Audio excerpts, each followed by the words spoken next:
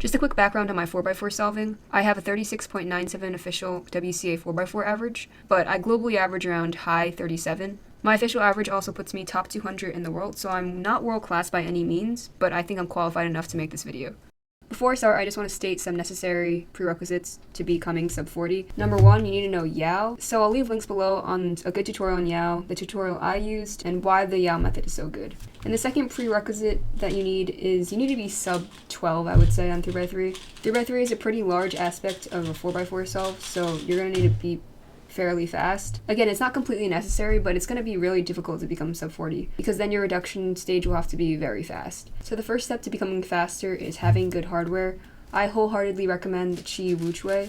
After looping this with SpeedCube Shop Weight 5 and breaking it in, it became really good. And I think this is the best 4x4 on the market. Although a few other options to consider, the Yushin Blue 4x4 and the Moyu Aosu. The performance on these are almost just as good as the Wuchuei, and also the Yushin Blue is a bit smaller, so that might be appealing. I'm not really going to talk about these cubes that much. If you're still debating on which one to buy, then you can just look up reviews on YouTube. So for the rest of this video, I'm going to give advice for each step of the YAO method. So here's an outline for the steps. I recommend having a sub-25 YAO reduction, which leaves you to about 14 seconds for 3x3 stage.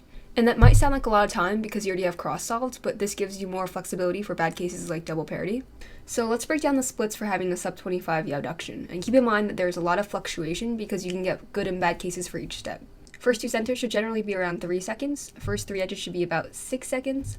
Last four centers should be around 5 seconds. The last cross edge should be usually 3 seconds, 2 to 3 seconds. And the last 8 edges should be around 7 seconds. There's probably a bit of debate over this, but like I said, this is what I think is easiest. So let's get straight into first two centers. The main thing that I have to stress here is using inspection as much as you can. On most solves, you should be able to one-look one full center plus the half of the opposite center. If you think about it, on most scrambles, there's already a pre-made center bar, so you really only need to track 4 pieces, which is like building a cross on a 3x3. This shouldn't be hard for most people, but if you do have trouble, I recommend practicing solving as much as the first two centers as you can blindfolded, and being sure you could do like a center and a half consistently. I also want to discuss more advanced techniques for first two centers. Believe it or not, there are other ways to build centers other than creating bars. For example, for this case right here, it might be intuitive to pair this up. Put these bars next to each other. However, something that is much quicker but a little less intuitive is doing this. So small tricks like this can really help during your solve. So now let's get on to first 3 edges, but before I do that, I'm going to talk about the transition process. While you finish up your first 2 centers, you should start looking for your first edge pair, and this, to be honest, is just a habit. You need to train yourself to stop looking at what you're solving and start looking at what you're going to solve. And I'm going to pretty much repeat this between every step because there's a lot of steps in YAO, and while it's important to be able to solve these steps quickly, it's kind of pointless if there's dead time between each step. So my biggest tip for first 3 edges is to turn slowly and efficiently. The edges are all over the cube, which makes looking ahead very difficult. But if you turn slowly, you can probably finish this step quicker because fluidity is ultimately better than super fast TPS with a lot of pauses. I also really recommend solving the first 3 edges on the left. Number 1, because it allows you for better finger tricks with mostly RU moves. And 2, you don't need to rotate into last 4 centers, which is the next step. Like I mentioned before, you can be very efficient in this step. Everything is intuitive, so you can probably find a bunch of efficient ways to solve different edge cases yourself. I strongly suggest watching some example solve from fast cubers because there might be something you're solving that's really inefficient. So I'll link those in the description. And the last tip here is, and this goes with efficiency, be aware of where the edge you're solving goes relative to the rest of the edges. For example, these 2 blue wing edges need to go here relative to these 2 edges. I think most people would just bring this here, move this up, and then you'd have to readjust this layer, go like that. But if you solve these 2 like this, you don't have to do any weird L moves, and you can just put it straight in. So for last 4 centers, I use a technique called half centers. Basically, you solve bars instead of solving each center one at a time. There are pros and cons of using this technique, but I like half centers because I think it's more intuitive and look ahead is easier for me. There's not many tips I can give, but in general, I would recommend turning moderately fast because look ahead is quite easy during this step. Also, while solving the third cross edge, start looking for pre-made bars immediately for quicker transition. I will do an example last 4 centers to show you how I solve. So here's a last 4 centers example. This is the last edge I'm going to put in, and while I'm putting this in, I see these 2 half centers, which is pretty convenient because I know that orange goes and then yellow comes after it. And then I would probably do something like that to get red, So everything in this layer is solved, and then what I do is I solve this bottom center, which is yellow, and these edges don't have to match up with the center, they just happen like that. That was really easy, actually. For the last cross edge, there's not much stuff I can say. Essentially, you should start looking for your cross pieces while finishing up centers, and this shouldn't be hard because you know exactly which pieces you're looking for. I will go over the 2 ways you can insert your last cross edge, and which one you should choose during your solve. So you could either do it like this, so these are my 2 edges. You can slice, put it in, slice back.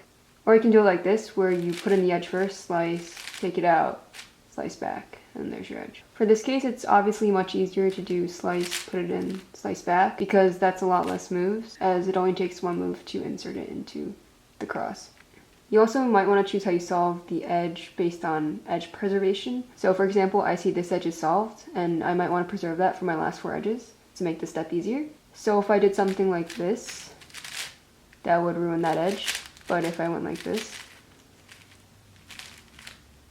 that edge is still solved. So now let's move on to the most powerful step of Yao, last 8 edges. Because we already created our first 4 edges on the bottom, look ahead is really easy since the rest of the edges is in one area of the cube and you don't have to turn the cube upside down. I therefore recommend you turn really fast because your look ahead will most likely accommodate your turning.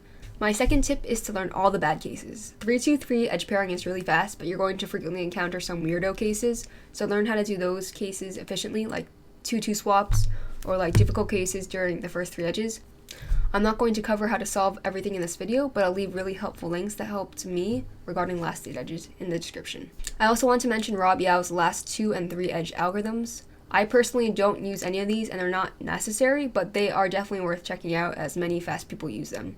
So the main takeaway for this step is to turn very fast, but efficiently. If this is a weak step of yours, really focus on it because this is where Yao really shines and using Yao is a bit pointless otherwise. For 3x3 stage, I'm not going to give tips until the last slot. Basically, you should be able to tell if there's OLL parity during the last F2L pair. Not only that, but you should know where the oriented and unoriented edges will be. So if you do get OLL parity, it should be a very seamless transition into your algorithm. Also, you can't really sit down and train yourself to predict parity. It's something you pick up with a lot of practice. Speaking of OLL parity, there are a few handy tricks that you may want to learn. Before I get into that, I want to talk about the OLL parity alg itself you should use. There are 2 main ones, I believe. There's one that some people refer to as Lucas parity. I don't use this, so I can't do it fast, but it's a great option.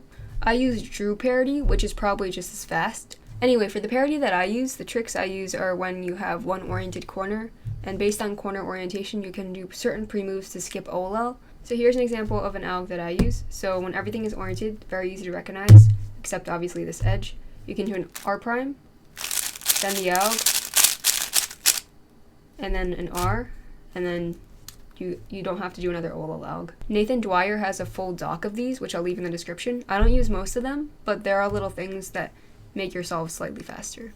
For PLL parity, I use the alg that everyone uses. Make sure you can finger trick it well. And the thing I stress most here is to learn the best PLL and parity combinations for each case. What I mean by this is for each PLL parity case, you can solve it in multiple ways, so learn the best way to avoid bad cases. Here's a very basic example. If you have 2 corners that need to be swapped, it's much better to do the PLL parity alg from this angle rather than this angle, because T-perm is obviously better than an F-perm. There are way more cases and I recommend that you learn all of them, so I'll leave a couple videos in the description. So that is how I went about getting faster on 4x4 and basically the best advice that I can give. If you have any questions regarding the tips or techniques that I discussed in this video, feel free to leave them in the comments. I'll try my best to respond to them. But that's about it. Thank you guys so much for watching, and I'll see you in my next video.